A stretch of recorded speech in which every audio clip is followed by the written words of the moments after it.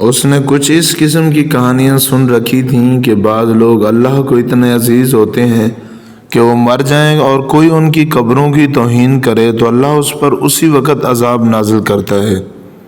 اس خیال نے اس کے خوف میں اضافہ کر دیا، لیکن ابن عطاش نے اسے کہا تھا کہ مطلوبہ ہڈیاں ہر حالت میں لانی ہیں اور خوف پر قابو پانا ہے۔ حسن نے اپنی دھنسی ہوئی ٹانگ باہر کھینچی، یہ لاحت تھی جس میں ہڈیاں ہونی چاہیے تھیں۔ اس نے دیکھا کہ وہاں سے ایک سل نیچے کو گری ہوئی تھی۔ اس نے ہاتھوں سے مٹی باہر پھینکی، پھر سل اٹھا کر الگ رکھ دی۔ چاندنی میں مردے کی ہڈیاں صاف نظر آ رہی تھیں، یہ مردے کا اوپر والا حصہ تھا۔ اس نے کھوپڑی اٹھائی اور دونوں بازوں کی ہڈیاں بھی اٹھا لیں۔ عین اس وقت اس نے دیکھا کہ چاندنی بجھ گئی اور ایک سایہ اس کے اوپر سے گزر رہا ہے۔ اس نے گھبرا کر اوپر دیکھا، کالی گھٹا آگے کو بڑھ رہی تھی اور رات تاریک ہوتی چلی جا رہی تھی۔ حسن کھوپڑی اور ہڈیاں اٹھا کر تیزی سے قبر سے نکلا۔ اچانک بجلی بڑی زور سے چمکی۔ 2-3 سیکنڈ بعد بجلی کی کڑک سنائی دی جو اتنی خوفناک تھی کہ حسن بن صباح جیسا دلیر نوجوان بھی سن کے ہکا رہ گیا اور اسے اپنے دل کی دھڑکن صاف سنائی دینے لگی۔ اس علاقے میں بارش کا اچانک آ جانا کوئی عجیب چیز نہیں تھی، لیکن حسن کے دل پر یہ خوف سوار ہوا کہ یہ کسی برگزیدہ بزرگ کی قبر ہے جس کی توہین پر آسمان اپنی بجلیاں گرانے پہ اتر آیا ہے۔ حسن کو پھر وہی خیال آیا کہ یہ کھوپڑی اور دونوں ہڈیاں لاحد میں واپس رکھ دے، لیکن اسے اپنے استاد کی یہ بات بھی یاد آ گئی کہ اگر تو ڈر گیا یا ویسے ہی ناکام لوٹا تو پھر یہ علم سیکھنے کے لیے نہ جانے کتنے سال درکار ہوں گے۔ جی ہاں، اس نے بڑی مشکل سے اپنا حوصلہ مضبوط کیا اور وہاں سے چل پڑا۔ اچانک موسلا دھار بارش شروع ہو گئی۔ بارش کے قطرے کنکریوں کی طرح جسم کو لگتے تھے۔ وہ دوڑ پڑا۔ ایک جگہ اس نے سامنے دیکھا تو اسے 3-4 قدم دور ایک آدمی کھڑا نظر آیا جس کے خد و خال صاف نظر نہیں آتے تھے۔ وہ دھندلا سا سایہ تھا جو سیدھا کھڑا تھا۔ اس کا قد اتنا لمبا تھا کہ عام انسان سے زیادہ۔ اس نے دونوں بازو کندھوں کے سیدھ میں دائیں بائیں پھیلا رکھے تھے جیسے حسن کو آگے بڑھنے سے روک رہا ہو۔ اس کا سر گول نہیں بلکہ لمبوترا تھا، وہ بالکل خاموش تھا۔ حسن رک گیا، دل پر خوف کی گرفت ایسی جیسے ایک مضبوط ہاتھ اس کے دل سے خون کا آخری قطرہ بھی نچوڑنے کے لیے شکنجے کی طرح دباتا جا رہا ہو۔ اس نے فیصلہ کر لیا کہ کھوپڑی اس خوفناک آدمی کے قدموں میں رکھ دے گا۔ بجلی بار بار چمکتی اور کڑکتی تھی۔ اس چمک سے حسن کی آنکھیں خیرہ ہو جاتی تھی۔ بارش بڑی ہی تیز تھی، یوں پتہ چلتا تھا جیسے یہ غیر معمولی طور پہ لمبا تڑنگا انسان اوپر نیچے اور دائیں بائیں حرکت کر رہا ہو۔ پھر ایک بار اسے یوں لگا جیسے یہ آدمی آگے بڑھ رہا ہو۔ اچانک حسن کی مردانگی بیدار ہو گئی۔ یہ شاید موت سے بچنے کی آخری کوشش تھی۔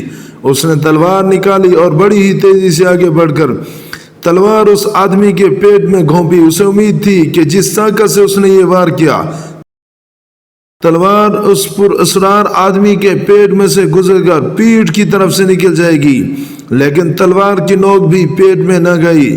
حسن نے بجلی کی سی تیزی سے تلوار پیچھے کھینچی اور اس تلوار پہلو کی طرف چلائی جس طرح تلوار کا وار کیا جاتا ہے، لیکن اس کے اپنے ہاتھ کو بڑی زور سے جھٹکا لگا۔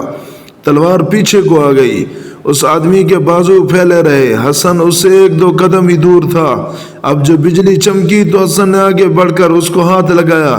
تب اسے پتہ چلا کہ یہ ایک درخت ہے جو خشک ہو چکا ہے اور اس کے ٹوٹے ہوئے 2 ٹہنیاں دائیں اور بائیں پھیلے ہوئے ہیں۔ حسن کھوپڑی اور بازو کی ہڈیوں کو مضبوطی سے پکڑے دوڑ پڑا۔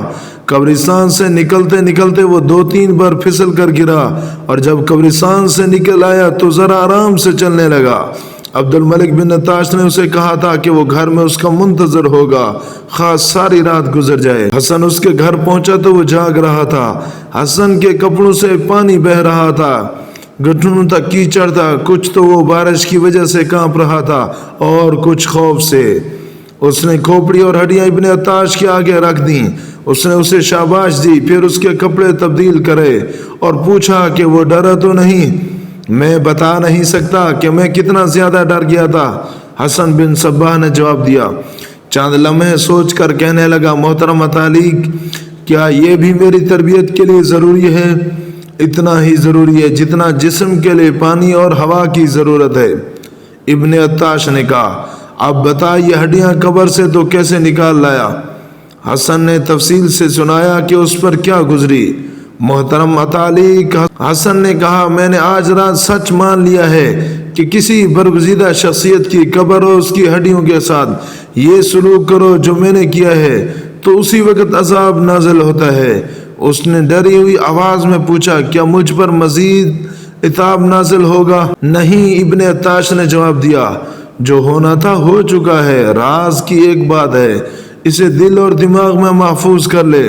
تو مردے کی قبر میں اترا، تجھ پر بھیڑیے ٹوٹ پڑے، ہڈیوں کو ہاتھ لگایا تو بجلیاں چمکنے لگیں۔ کیا اس سے تو یہ نہیں سمجھا کہ مرے ہوئے انسان میں بھی طاقت ہوتی ہے؟ کیا تو نے کبھی روح یا بد روح نہیں سنی؟ میں نے تجھے کس علم میں ڈال دیا ہے؟ یہ علم تجھے روحوں اور بد روحوں سے ملاقات کرائے گا، اور یہ علم تجھے یہ بھی سکھائے گا کہ مرے ہوئے انسانوں میں جو طاقت ہوتی ہے وہ تیرے قابو میں آ جائے اور اسے تو اپنے مقاصد کے لیے استعمال کرے، لیکن ابھی نہیں۔ یہ طاقت تجھے کہیں اور سے حاصل ہوگی اور تو اپنی ہڈیاں توڑوا کر یہ طاقت حاصل کرے گا۔ جہنم کی آگ میں سے گزر کر تو جنت میں داخل ہوگا۔